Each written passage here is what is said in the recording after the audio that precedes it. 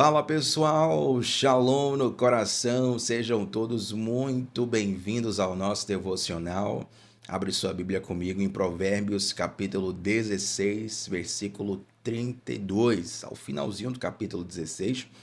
Esse capítulo que tem 33 versículos, nós vamos ler aqui o verso 32 e continuarmos essa série tão preciosa. Desde já, gratidão pela tua presença aqui e fica o convite mais do que especial, quase que uma convocação para você que está aqui a primeira vez, estar conosco todos os dias, de segunda a sexta, 7h30 da manhã, sem falta, sem falta. Nós sempre começamos o dia mergulhando na palavra de Deus. E hoje nós vamos mergulhar em especial em Provérbios 16, versículo 32. De antemão, peço já desculpas pela minha voz, está um pouco prejudicada, estou um pouco gripado, a garganta um pouco ruim esses dias. Mas vamos que vamos. Provérbios capítulo 16, verso 32 diz assim: Melhor é o homem paciente do que o guerreiro, e mais vale controlar o seu espírito do que conquistar uma cidade. Mais uma vez, melhor é o homem paciente do que o guerreiro, e mais vale controlar o seu espírito do que conquistar uma cidade. Nós vemos durante todo o livro de Provérbios essa metodologia, digamos assim, de Salomão para ensinar. Ele traz muitas comparações. Ele fala assim: o homem justo faz tal coisa, o homem mau faz tal coisa. Tal coisa é boa, tal coisa é ruim. Tal coisa tem uma consequência boa, tal coisa vai trazer uma consequência ruim. Ele está sempre trazendo a comparação. Mas nem toda comparação visa necessariamente divinizar algo e demonizar a outra coisa. Vou até falar mais devagar para que você preste atenção. Nem toda comparação visa divinizar, ou seja, tornar divino algo e demonizar a outra coisa. Salomão, por exemplo, aqui ele está dizendo que uma coisa é melhor do que a outra, mas ele não está demonizando uma coisa. Tem versículos que ele fala assim, ó: o homem justo faz tal coisa, o homem ímpio faz tal coisa. Ele está demonizando a ação. Ele está dizendo: isso aqui é errado, isso aqui é prejudicial, isso aqui você não pode fazer de jeito nenhum. Mas nesse versículo, ele traz aqui, digamos, hierarquia de características. Por exemplo, ser guerreiro, guerreira, é uma excelente característica. Inclusive, esse é um dos elogios que a gente costuma fazer na nossa sociedade, né? Fulano de tal é um guerreiro. Quando você fala isso, fala que a pessoa é esforçada, a pessoa é dedicada, a pessoa ela luta para vencer na vida. Isso é um elogio. Naquela época era um elogio maior ainda, porque o guerreiro, ele muitas vezes entregava a sua vida, fisicamente, literalmente falando, em favor dos seus. O guerreiro ia para a guerra a fim de proteger a sua família, proteger o seu povo, proteger o seu clã.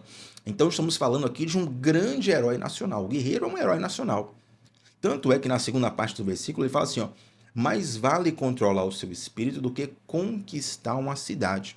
E conquistar uma cidade era um dos atos heróicos de mais alto garbo, de mais alto elogio naquela época. Provavelmente você que está me assistindo aqui, talvez, né, eu acredito que ninguém ou quase ninguém tenha participado já de uma guerra na vida.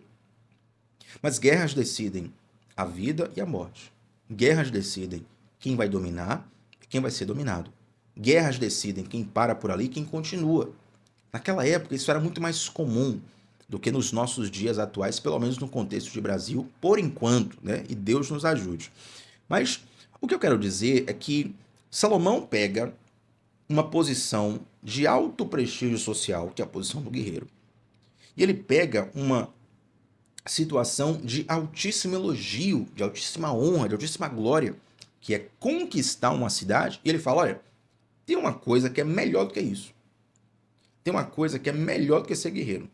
Tem uma coisa que é maior, mais sublime, mais forte, mais gloriosa do que conquistar uma cidade. Eu imagino que alguém estivesse ouvindo essa aula de Salomão naquele tempo e talvez perguntando assim: Salomão, o que pode ser mais glorioso do que conquistar uma cidade? O que pode ser melhor do que ser um guerreiro? É Salomão dizendo assim: olha, mais vale controlar o seu espírito do que conquistar uma cidade. Isso, a princípio, parece até, de certa forma, frustrante, né? Você pensa: não, Salomão, acho que, poxa, controlar o espírito, conquistar uma cidade. Conquistar uma cidade é mais difícil. Conquistar uma cidade é maior.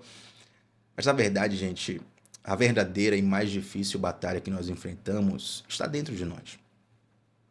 E aquilo que é interno torna-se uma batalha muito mais profunda, muito mais intensa, porque nós não conseguimos fugir dela.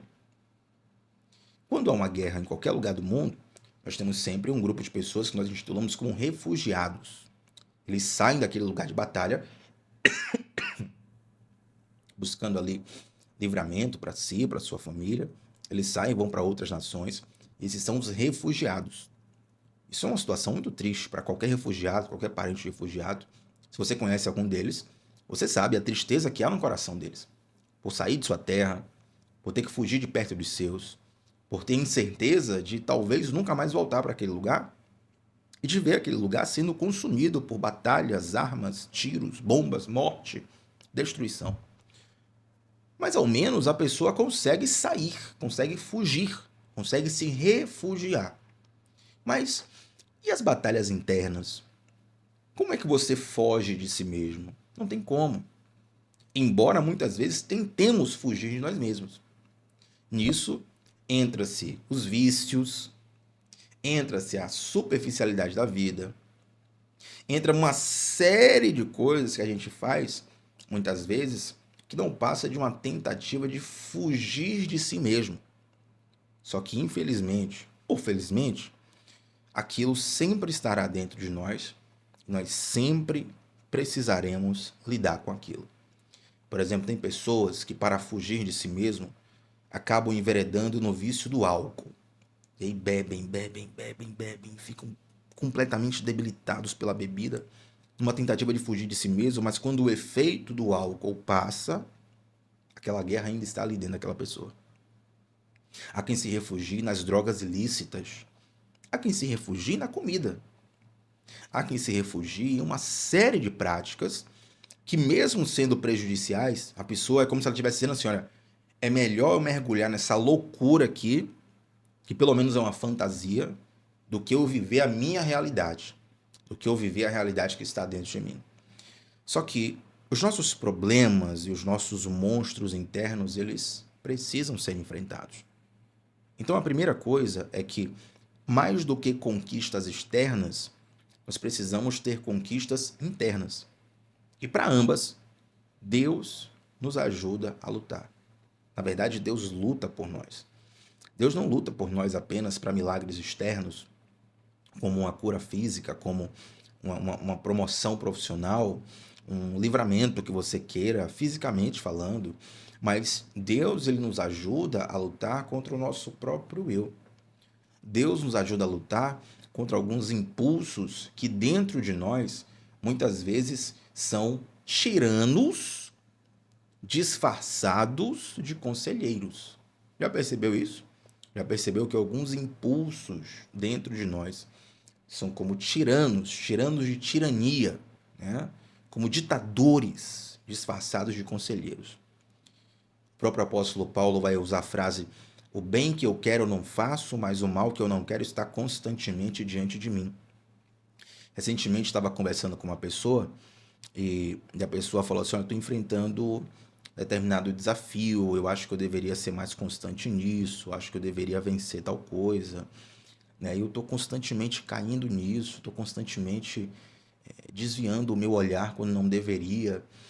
E eu falei com a pessoa assim: olha, eu vou orar por você, mas saiba que essa luta, ela vai estar constantemente diante de você. É certo que Deus nos ajuda a vencer essas lutas. Porém, vencer essas lutas não elimina elas. Vou facilitar para você numa frase: vencer o pecado não elimina a tentação. Compreende? Vencer o pecado não elimina a tentação. Na verdade, reconhecer que a tentação estará sempre ali te ajuda até a ficar alerta. Já percebeu que quem passou pelos alcoólicos anônimos, normalmente eles falam assim: olha, eu sou um viciado em abstinência. Ele não falou sou um ex-viciado, ele falou sou um viciado em abstinência. É uma forma de sinalizar para a mente dele o seguinte: eu estou aqui abstêmio, eu parei com essa prática, eu parei com esse vício, mas ele está constantemente diante de mim. Se eu deixar de vigiar, eu vou cair. Então, às vezes, os nossos impulsos, que são disfarçados de autenticidade, são disfarçados, né, de espontaneidade. Tem até um devocional que eu falei aqui sobre a chamada personalidade forte. Você fala, não, fulano tem personalidade forte. Personalidade forte é uma coisa, descontrole é outra. Às vezes a pessoa é descontrolada, é grosseira, é viciada nos próprios impulsos e aí disfarça isso com um nome bonito, uma personalidade forte. Tome vergonha na cara, gente. Personalidade forte quem tinha era Jesus. Você quer uma personalidade mais forte que Jesus? Claro que não tem. E Jesus era manso e humilde. Ele fala assim, ó, aprendei de mim, que sou manso e humilde. Eu te pergunto, Jesus era pacífico ou inofensivo?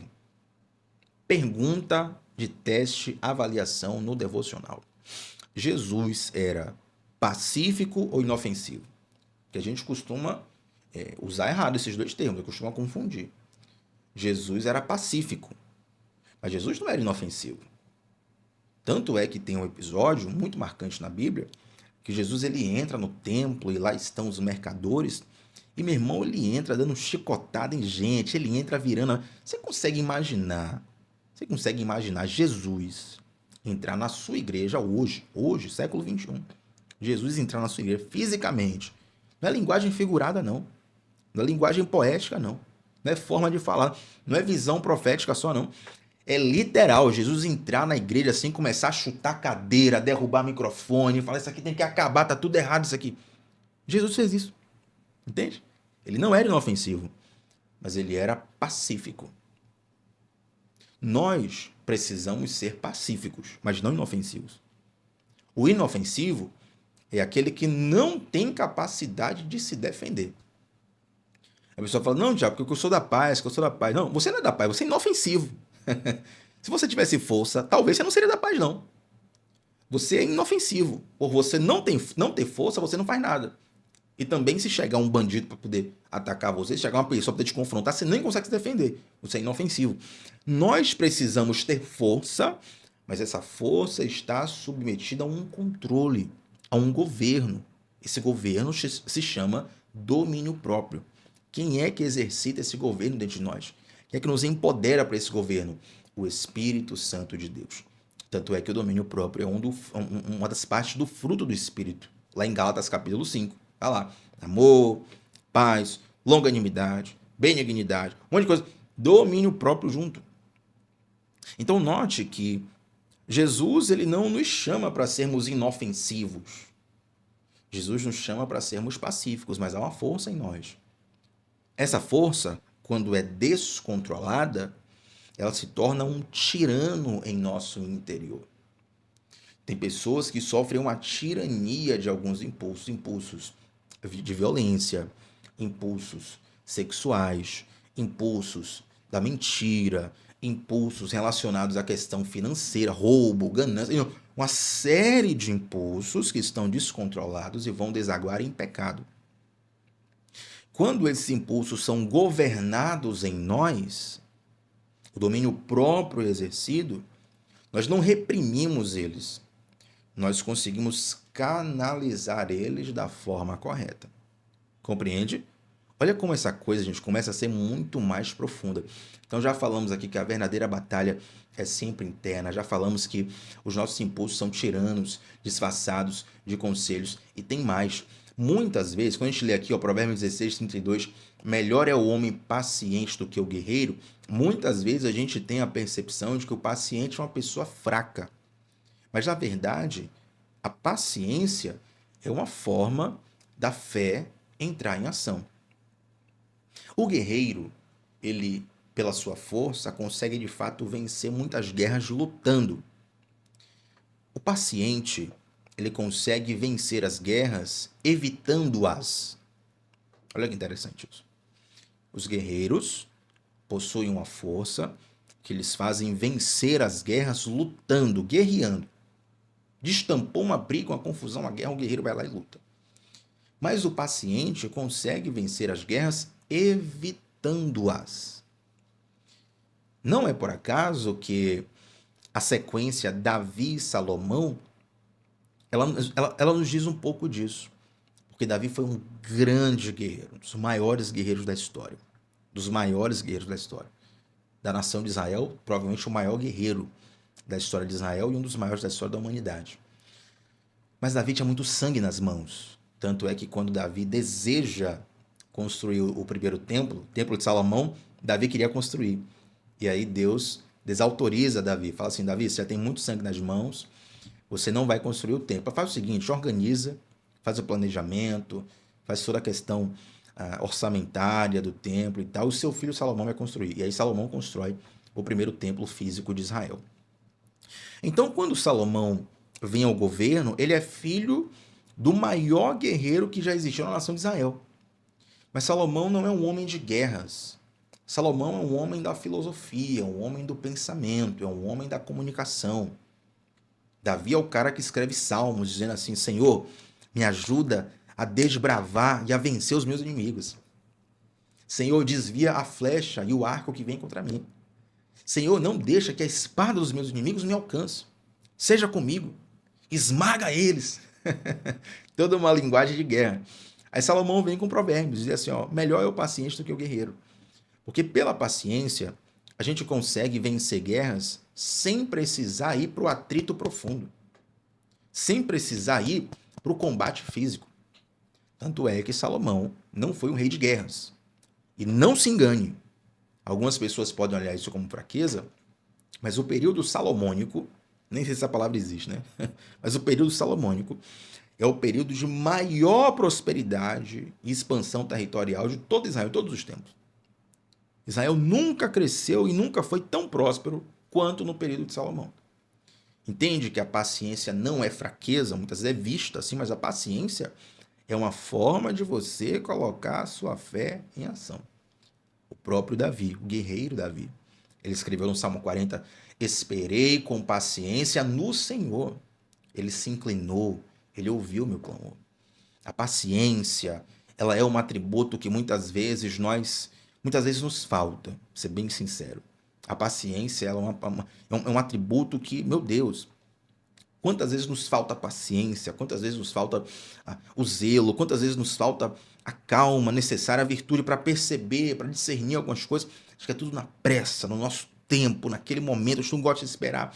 Mas Salomão vai dizer aqui, ó, se você for paciente, você vai ser capaz de exercer feitos mais profundos, mais virtuosos, mais sublimes do que um guerreiro pode fazer. Na verdade, a paciência, ela é uma arma para você lutar guerras no seu interior. A paciência é a arma de guerra interior.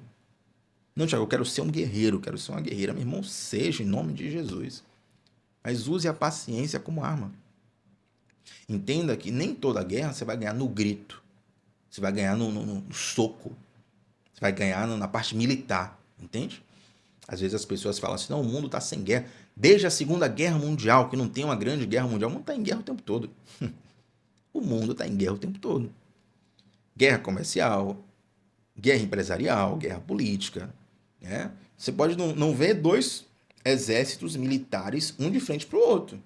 Mas você vê um país levanta tarifa cá, o outro levanta tarifa de lá, aí o outro faz acordo aqui, o outro faz uma aliança acolá, aí faz a reunião do presidente tal com o presidente tal, daqui a pouco tem outra reunião que não sei o quê, vamos fechar acordo, vamos desfazer acordo, vamos ganhar território, vamos... A guerra está acontecendo o tempo todo, nunca parou. A questão é que muitas vezes nós queremos confiar na força do nosso próprio braço. A paciência, ela nos mostra que nós dependemos de Deus.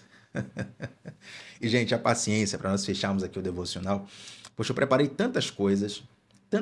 Tem coisas que eu vou falar aqui, ó, não vou nem entrar nesses tópicos, só para você ver o que eu preparei aqui e que eu não falei. Por exemplo, a força suprema não está em demonstrar o que podemos fazer, mas em ter sabedoria de escolher não fazer. Vou nem explicar isso aqui, nem tem tempo devocional. Só pega isso aí. A força suprema não está em demonstrar o que podemos fazer, mas em ter a sabedoria de escolher não fazer. Por exemplo, Jesus. Jesus está na cruz, o cara fala assim, o bandido fala assim, ó, se você é realmente o filho de Deus, desce agora da cruz aqui, mostra aqui, exerce todo o seu poder aí, mostra aí que você é o bam, bam, bam. Gente, Jesus tinha legiões de anjos. Se ele quisesse ali, podia descer ali e acabar com tudo. O que é que Jesus escolheu fazer? Entende?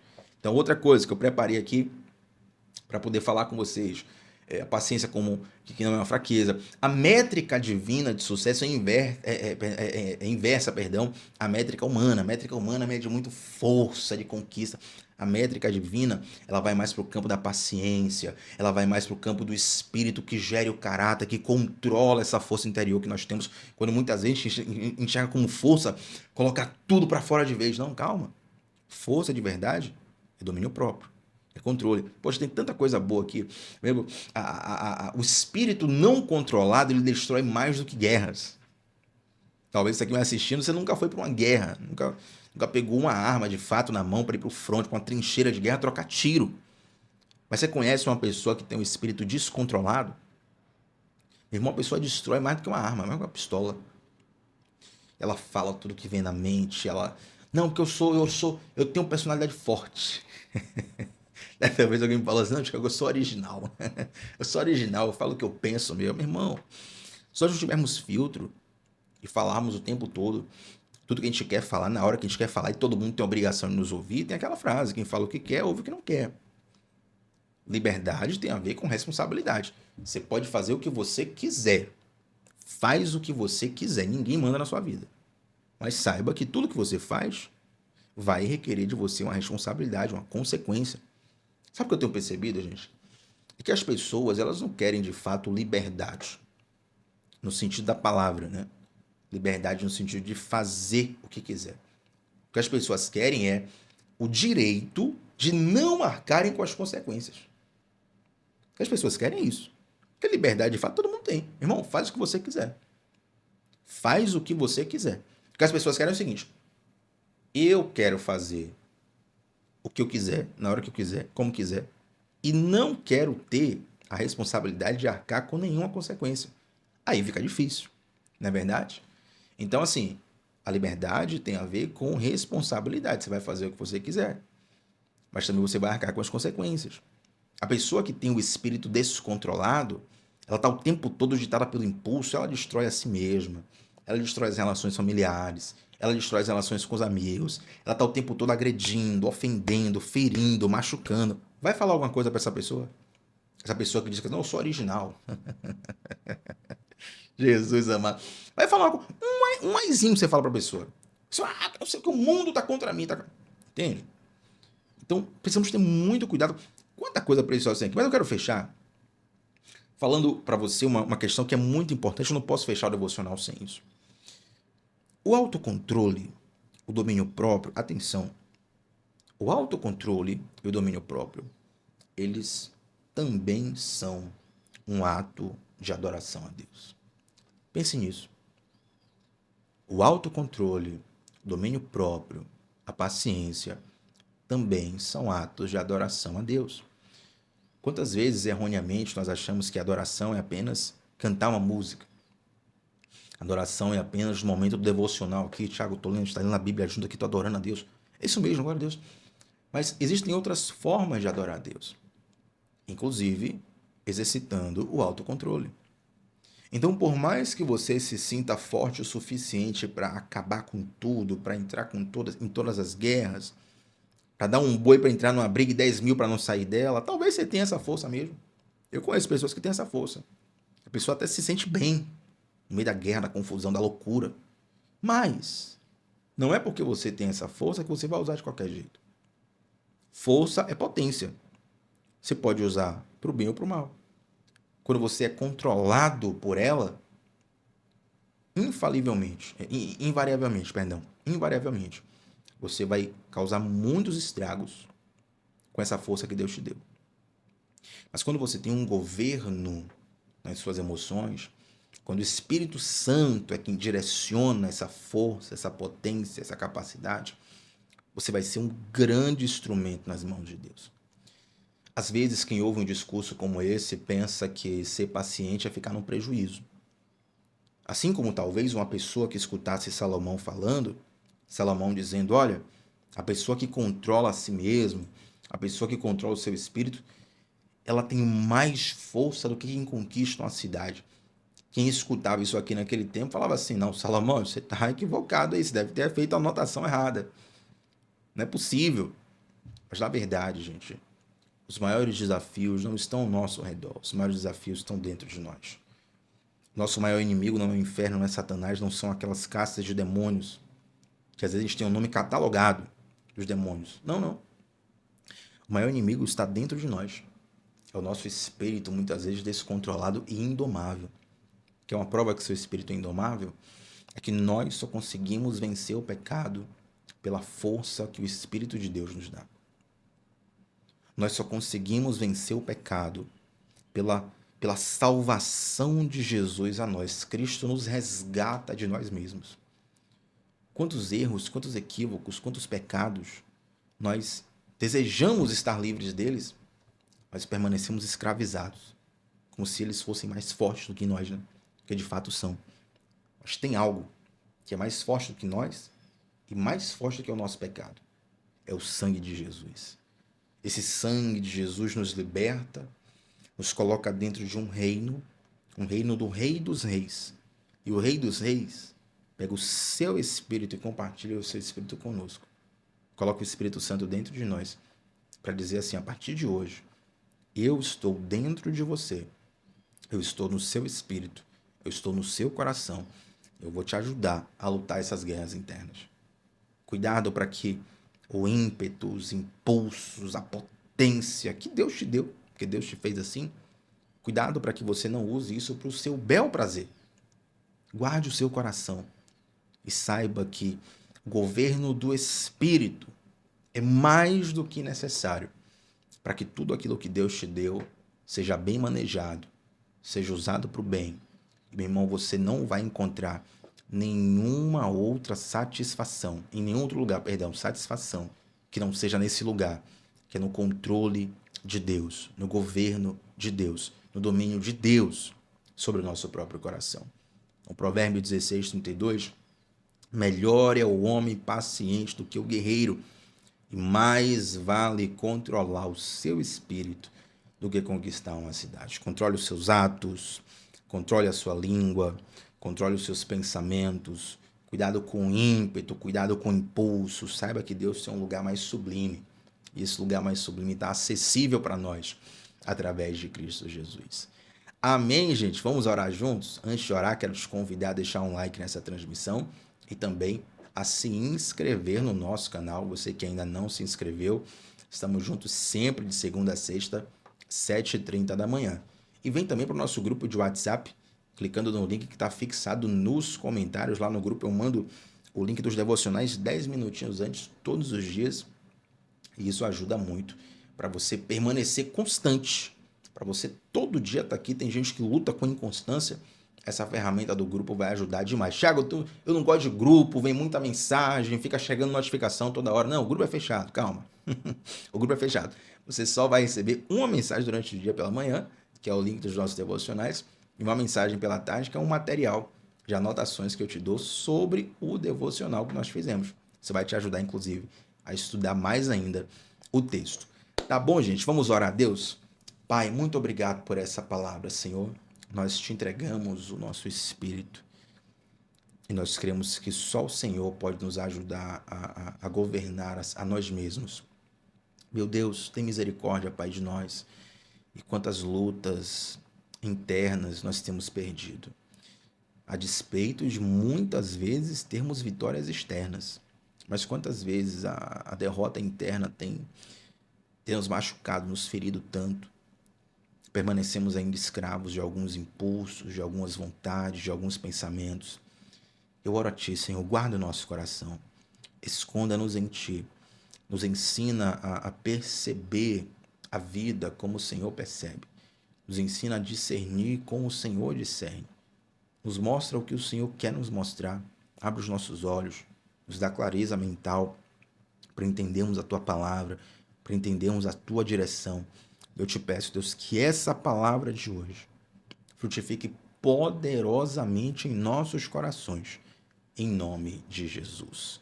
Amém, gente. Estamos juntos, segunda a sexta, 7h30 da manhã, começando o dia mergulhando na palavra de Deus. Comenta aqui qual foi a parte desse devocional que mais falou ao seu coração. Tamo junto sempre. Até a próxima. Tchau, tchau.